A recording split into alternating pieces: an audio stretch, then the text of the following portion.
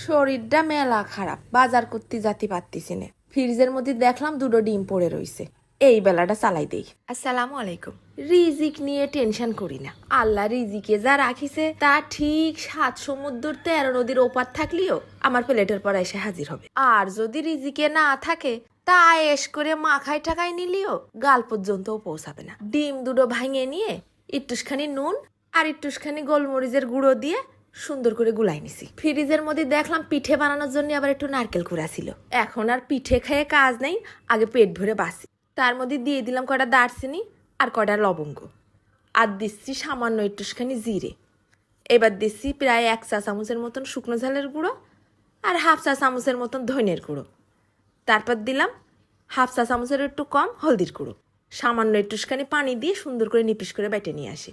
তো তোমাদের ঘরে যদি নারকেল না থাকে তা নারকেল ছাড়া শুধুও বানাতে পারবা না। তারপর কড়াইটা খুব একটা গরম করিনি, হালকা গরম করেছি। দিয়ে দিলাম 2 চামচের মতন সয়াবিন তেল। তেলের মধ্যে ঢেলে দিলাম ডিমটুক। ডিমের গাঢ় রংটা একেবারে লাল লাল ভাজা ভাজা করার কোনোই দরকার নেই, এই একটু হাফ সিদ্ধ মতন হলেই হবে না। আলগোসে আবার একটু কাইটে ছিঁড়ে ভেঙে নিচ্ছি। এইরকম করে ছিঁড়ে বুড়ে ডিমটা ভাইজে তুলে রেখে ওই কড়াইয়ের মধ্যেই আবার 2 চা চামচ সয়াবিন তেল দিয়ে দিলাম। ফেলাই দিলাম দুটো কাঁচা ঝাল, মাথাটা কিন্তু চিড়ে দিলাম, নাই আবার ফুটে মুখে আসবে না। এরপর দিয়ে দিছি একটুখানি রসুন কুচি আর 1 মুঠখানি পেঁয়াজ কুচি। নাড়ে চাড়ে একটু ভাজা ভাজা করে নিচ্ছি, গার কাঁচা ভাবটা যেন চলে যায়। যেই একটু গার রং ধরা শুরু করেছে তখন দিয়ে দিলাম একটা টমাটম কুচি। টমাটমটাও কিন্তু খুব সুন্দর করে ভাজা ভাজা করে নিতে হবে না, বেশ কিছু সময়ের জন্য আবার ঢাইকে রাখিলাম।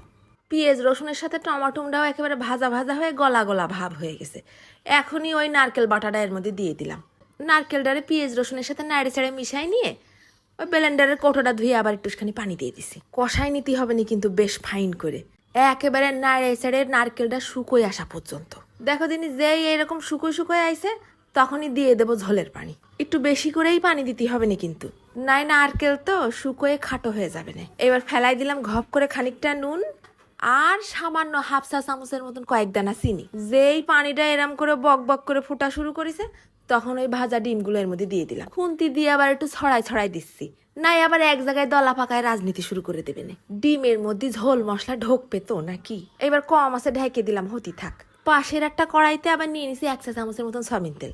তার মধ্যে একটুখানি রসুন কুচি আর একটুখানি পেঁয়াজ কুচি ভাজা ভাজা করে লাল লাল করে নিয়ে বাগারটাও এর ভিতরে ঢেলে দেবো। খাবোই কয়টা ভাত, তা তরকারিটা যদি তুয়াজ করে যত্ন করে না রান্ধি তাহলে কিছু হইলো বেটা। বাগারটা সুন্দর করে ডিমের সাথে মিশাই দিয়ে উপর দিয়ে আবার একটু ধনে পাতা কুচি ছিটোই দিলাম। দেখো দিনি আমার ডিমের তরকারি পুরোপুরি রেডি। 2টো ডিম দিয়ে অনায়াসে 4 জন পেট ভরে ভাত খাওয়া যাবে। একবার এইরকম করে রাইন্দে খেয়ে দেখলি মনে